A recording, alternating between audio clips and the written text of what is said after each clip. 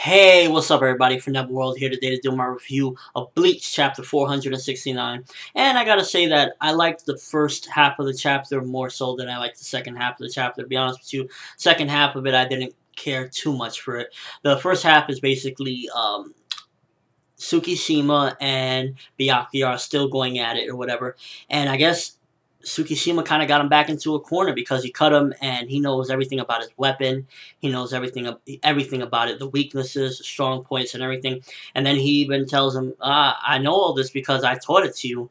And, it's just really, again, continuing that eerie feel from the last chapter. And it's just like, wow. You could even see Byakuya's eyes wide open. He's, like, in shock at, everything that's going on and how Tsukishima kind of got him into a corner or whatever. But the crazy action hasn't started yet between that fight, so we're, not too sure of how it's going to go. Either way, it's just more along the lines of plot building for the actual fight. And I was a little disappointed as well because the cover of Jump this week, I guess, it said in the front cover Ichigo versus Genjo, so I was assuming there was going to be a little bit, even a tiny piece of that in this chapter, but there wasn't any to be seen at all. We didn't see those characters in this chapter, which is disappointing, but, it's fine. There was, the first part of the chapter was pretty good.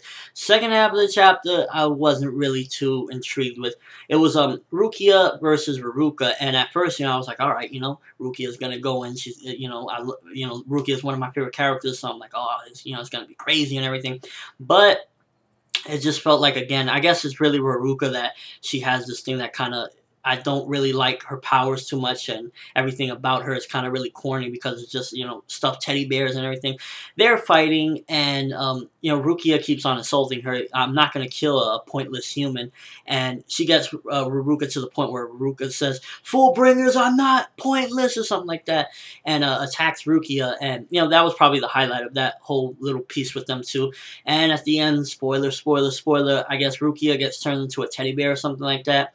And I really wasn't feeling it, honestly. It felt very corny and, I don't know. It's Ruruka's powers, I guess, really that kind of ruined that for me because I was thinking Rukia's going to go and she's going to, slice and dice. And then seeing this whole teddy bear debacle, I'm like, not really feeling this. Definitely thought the first half of the chapter was, a lot better than the second half because it was, again, that whole crazy vibe between them two, Tsukishima and Byakuya, and, he broke it down. Tsukishima was like, I know the range of it, I know if I go closer, I'm not going to get hit, by it, because that's a secret, I guess, that Byakuya's only told a couple people about, the way his sword works and such, and, he just seems like he got him. Second half, not that good. First half, pretty decent, but that's from me. Let me know what you thought of the chapter. Did you like it? Did you actually enjoy the Ruruka stuff with Rukia, or did you think it was corny like I kind of did? And, what you thought of the Tsukishima and Byakuya point? Did you think that, oh man, he really got him, and how's this going to work and everything when they start really going at it and such? And, your overall thoughts of the chapter. But that's all I have for you guys today. I'm ForneverWorld. Thanks for watching. Hope you enjoyed. Thumbs up if you thought the chapter was pretty decent, or you liked it, or you thought it was awesome. And have an awesome day, people.